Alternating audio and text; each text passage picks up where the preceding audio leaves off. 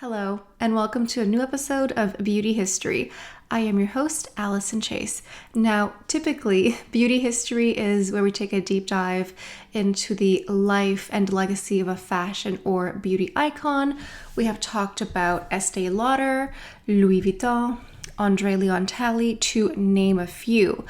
But today, I want to do something different, so I hope you are interested in today's episode because I want to talk about Queen Elizabeth. Now, this is not going to be a traditional biography, documentary type of video. I want to focus on several fashion moments in her life because her fashion spans nearly 100 years, and so I thought we could just go through and look at some of her iconic fashion moments over the 100 years, nearly. She was the Queen of England and other Commonwealth realms, which includes Canada, where I live.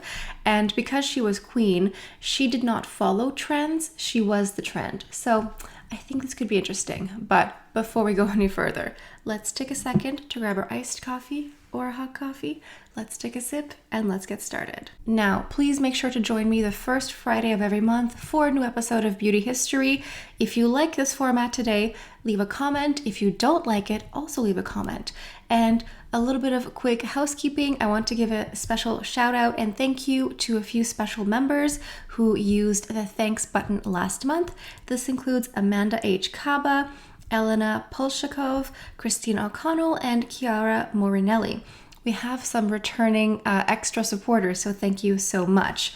All right, let's go ahead and take a deep dive into some iconic fashion moments in Queen Elizabeth II's life. Now, Her Majesty was born April 21st, 1926, which means she was born during the Great Depression and grew up during the Second World War. This is definitely a very typical grandparent experience.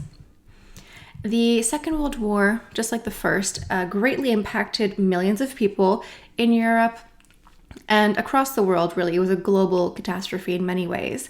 And the royal family was not exempt from this. Clearly, they had a lot of privilege and wealth, but they still were affected by the war. In 1945, Queen Elizabeth, well, at that point, she was Princess Elizabeth. She made history because she became the first female member of the royal family to join the military in full-time active service. Like this was a full-time active role, and she made history by doing this.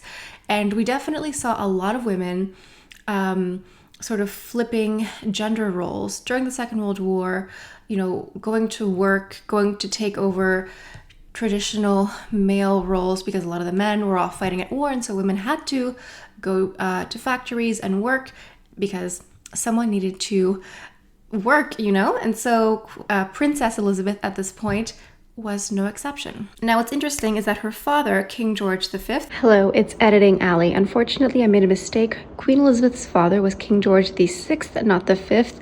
I apologize, and unfortunately, I will go ahead and make the same mistake a few more times in the video. Was deeply opposed to this because he thought that her future role as queen and all of the work, all the preparation, all the studying, and just all the due diligence was more important.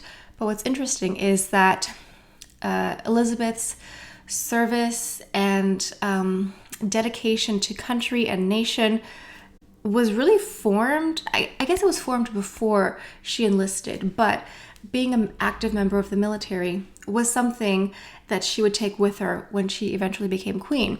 And fun fact, her father, King George V, became king when his eldest brother abdicated the throne. Now, if you want more information about that, I would recommend going to watch my episode on Miss Coco Chanel. So her father was against her enlisting. This is quite typical. However, in 1944, she became 18. She was a grown woman. She was 18. So she was allowed to enlist. What was he going to do? I mean, even the King of England couldn't stop his teenage daughter from doing what she wanted. So when she turned 18, she enlisted. And like I mentioned, these formative years of being a teenager during the war, enlisting, it really had a huge impact on her and her life. And she really carried this attitude of duty, of service to the people and to the public with her during her life. It really molded her in a very dramatic way. And she became a driver and a mechanic. I believe she could take apart an entire engine and reassemble it. She could change tires. She could do all that, which is, not many princesses and queens can do that. I don't think I can change a tire. I mean, I technically learned how to change a tire, but don't ask me to do one. And again, this was part of the sea of change regarding gender roles because, like I said, I don't know if I could change a tire. And so imagine in 1945, seeing a woman, seeing the heir to becoming the queen of the monarch of England and Commonwealth realms, being able to do this, being a mechanic. It was, I think we take for granted how revolutionary that was in 1945. And now we have May 1945 with Princess Elizabeth and her family, her father, Queen Mother, on the balcony here with Winston Churchill. This is the famous balcony, which we will see lots of in the rest of the video. And here we have the family and Winston Churchill celebrating VE Day, a victory in Europe. The Allies won, hurrah. And you can really feel this energy, this happiness, this joy, this liberation. This feels very liberating. And what's very interesting and important is that Elizabeth is wearing her military uniform. She's not wearing a ball gown. She is wearing her military uniform to show her pride and her commitment and duty to her role. However, rationing continued in the United Kingdom until 1954. I didn't know this. So even though the Allies won, there was still some rationing happening. And at this point in time, Princess Elizabeth got engaged. Yes, she did. She would go on to marry Prince Philip, the Duke of Edinburgh. And what's very sweet is she actually she saved her ration coupons to be able to purchase her dress because there were rations for food, but also for fabrics and materials. And so she saved up her ration coupons for silk and pearls to be able to get her wedding dress. And what's very sweet is a lot of women in the United Kingdom actually they mailed her their coupons for her to be able to buy her wedding dress, but she returned all of them. Apparently, it was actually not legal to sell your coupons back then, your ration coupons. I didn't know that. Okay, now let's move on to the wedding gown, the wedding dress, the wedding day. What an exquisite photo. It is so beautiful. This was designed by Norman Hartnell, who designed a lot of very important pieces for the Queen. They worked like this, 2 peas in a pod, and he was responsible for some very important looks. He took inspiration from Botticelli's Primavera painting, which is about spring and renewal and new life and joy and happiness and everything that comes with a resurgence, a regeneration, which was very symbolic for many reasons. First of all, it was a new couple, a new marriage, a wedding. So that's new life, a new family. This was the end of the Second World War. So again, a new spring, a new dawn for Europe and everywhere else. And then, of course, she was the future monarch. So it's all about symbolism of hope and hope for the future and all that jazz. The final design for this dress was only approved 3 months before the wedding date, which meant that 350 seamstresses had to work to make this dress because it is so intricate. There is so much detailing and the lace and the embroidery. It was a lot. And Norman Hartnell and his seamstresses actually had to work in covert secrecy, and they painted out the windows because they had their workshop. They had to paint them out and cover the windows to make sure that photographers and newspaper and press people wouldn't be able to get a sneak peek of the photo. I have wild information about this dress, so please go ahead and guess how many times she tried on her wedding dress before her wedding day. She tried it on once. In all the months of preparation, she tried the wedding dress once, and it was the morning of her wedding. Her father, King George V, offered her a very strong drink, and she refused. Very brave girl.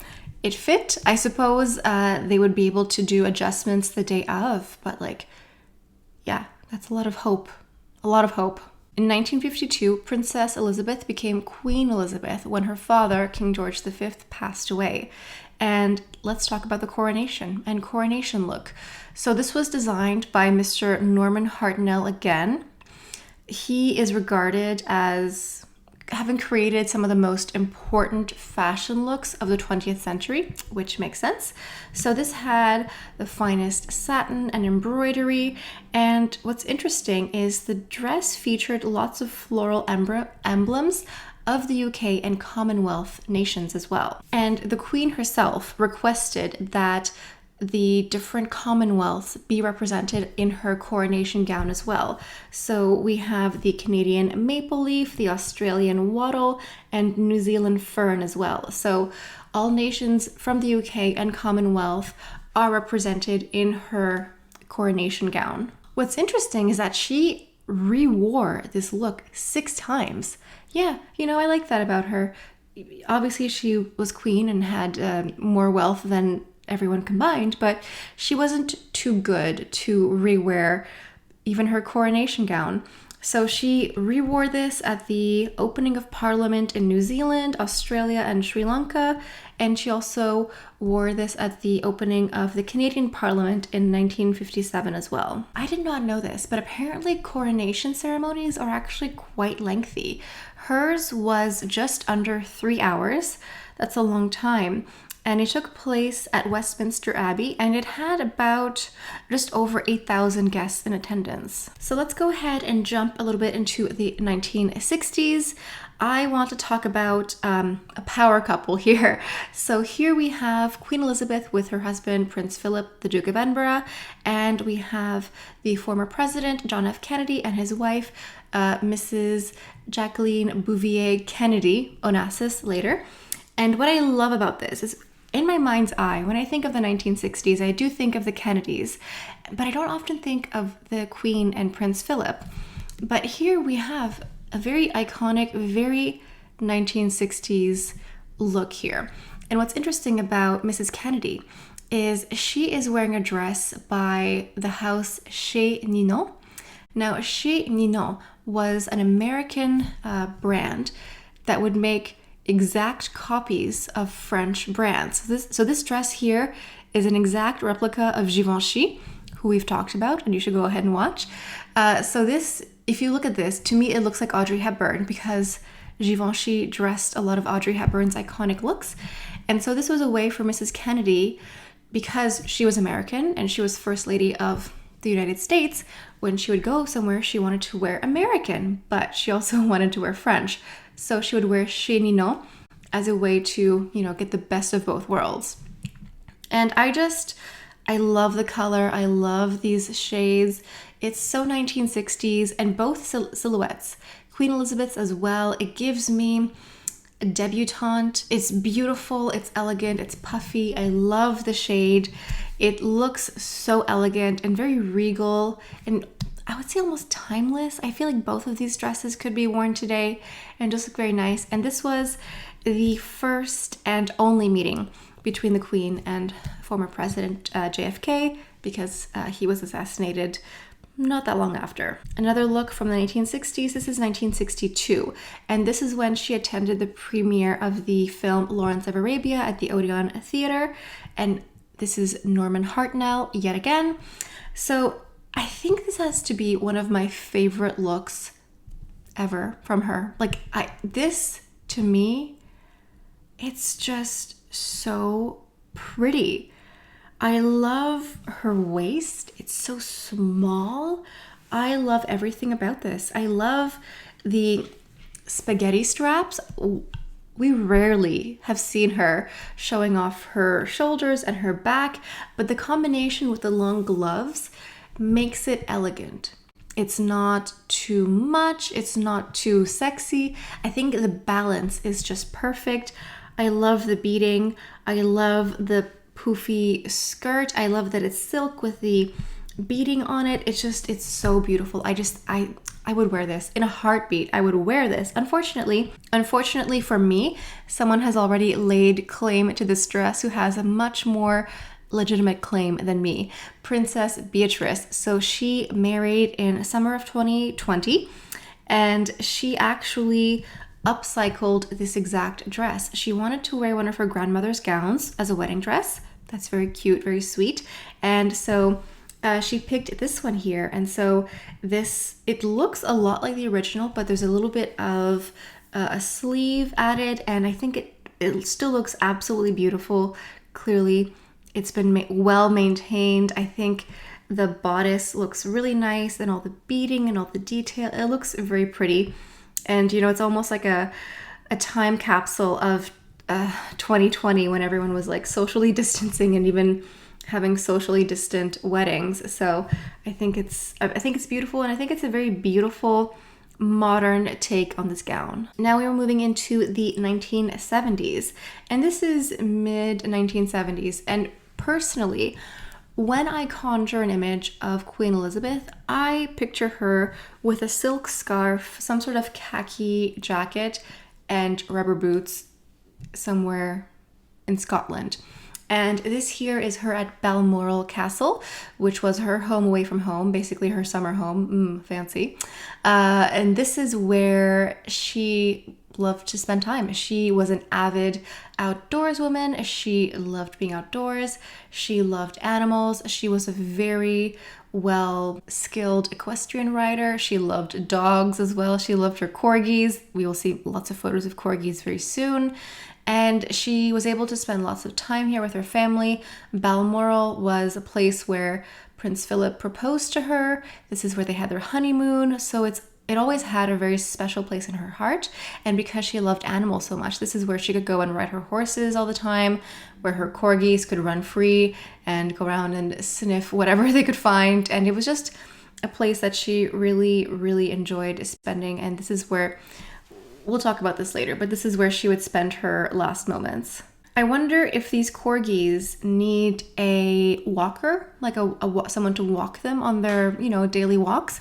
I personally would volunteer as tribute. I walk every day anyway. I could go ahead and, walk some corgis. I wonder if the royal corgis have ever met Schupet Lagerfeld, Karl Lagerfeld's cat. I would love to know that. I actually found online a family tree of the corgis because the queen has always loved corgis her whole life. And at some point, the largest amount of corgis she's ever owned at one time is 13. 13 dogs is a lot of dogs, but the fact that there is a royal corgi family tree is just so extra, and I love it. So jumping forward into the 80s, 1981 to be precise, I have some nice, candid, sincere moments here of Queen Elizabeth with Diana, Princess of Wales, and Prince Charles, who is now King of England, King Charles. And listen, we know what's going to happen here. This was a very ill-matched couple. I don't need to, you already know. You know what's going to happen. But it's nice to see a brief moment of happiness with this newly formed family, and you think, maybe for a second they had a chance. Maybe they could have been happy. We know what happened anyway. But, for one moment it looked like they were all happy. Yeah. So it's a bit bittersweet, knowing what we know. Isn't that always the case with hindsight? And I want to go ahead and jump into 1999 here, because this has to be the most unexpected outfit I have ever seen, period. But to see it from the Queen, wow. So she wore this to the Royal Variety performance that year, and someone must have asked her, which patterns and which colors do you want? And she said yes. It gives me a sort of like Harlequin moment it's so vibrant. It's just so unexpected for me. And, if ever anyone tells you that you should tone down your look, you should just show them this picture, because if it's good enough for the Queen, it's good enough for you. I also found another photo here that's a bit more candid, and this here is Prince Philip at attention because he was part of the military, and part of his role was that he had to be at attention for his monarch. It just so happened that his monarch was his wife. And so you can sort of see her like laughing at him like, that's right, you have to be at attention and salute me because I am your wife and I am your monarch. Moving on to the Queen's 90th birthday celebration.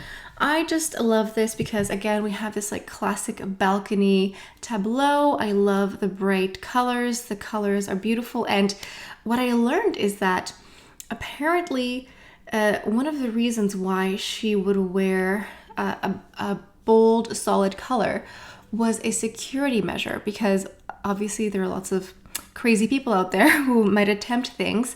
And so she would wear a bright, solid color so that all of her security watching, from all the angles could keep a constant eye on her. And so if anything could happen, they could just follow the dot of green or turquoise or magenta or whatever it was. And she would often color coordinate everything. And I mean everything, like the dress underneath, the coat jacket, the hat, an umbrella, everything was the same exact solid color. So I think maybe for some people, when they think of an image of the Queen, they think of this, like a solid outfit color like that, which also is very Queenie like. And here we have the last photo taken of Queen Elizabeth II. This was taken by photographer Jane Barlow, and this is when the Queen met new Prime Minister Liz Truss.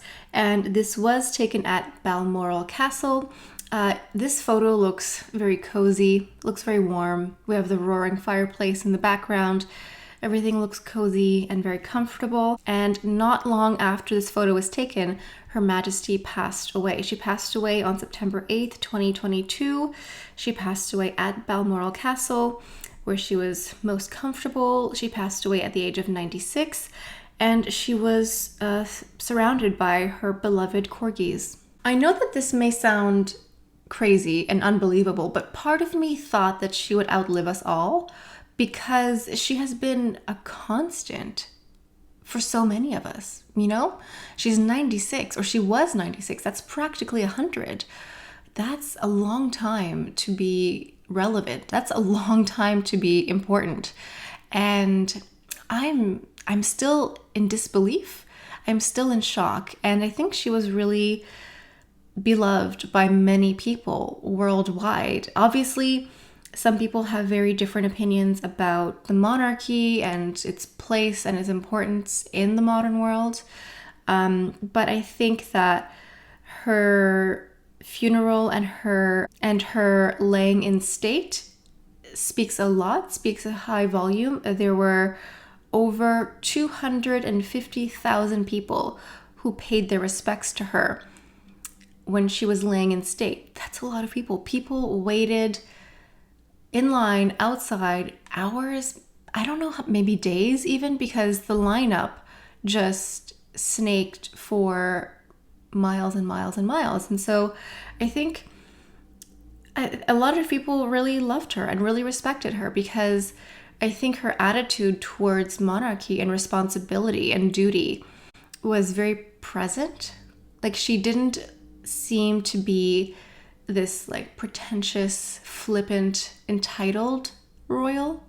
And I think a lot of people liked her for that. And I think for a lot of people, like myself included, to me, she was almost like a grandmother because of her age and everything she went through. And so, yeah, I just wanted to talk about her today for Beauty History, which I know is very different because we talk about, designers typically or makeup brands, but when your fashion spans for almost 100 years, there is some history to speak about, and we were able to go through lots of decades. And I was only able to scratch the surface because there are so many looks, so many scandals, so many ups and downs, and there's a lot to talk about. So if you want to fill in the gap, comment on some different looks or different events or important periods in her reign or her life, feel free to leave a comment down below.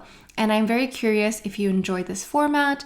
If you don't enjoy it, I really am just curious because I wasn't quite sure how to do this type of content today, because I knew I wouldn't do a typical biography because there are so many biographies of Queen Elizabeth and there's just so much to talk about, and I didn't want to do a 5-hour long video. So that is today's video. These are some important fashion moments in Queen Elizabeth II's life. I hope you enjoyed it. And I think that is all I have for you guys for today. So as always, make sure that you are subscribed.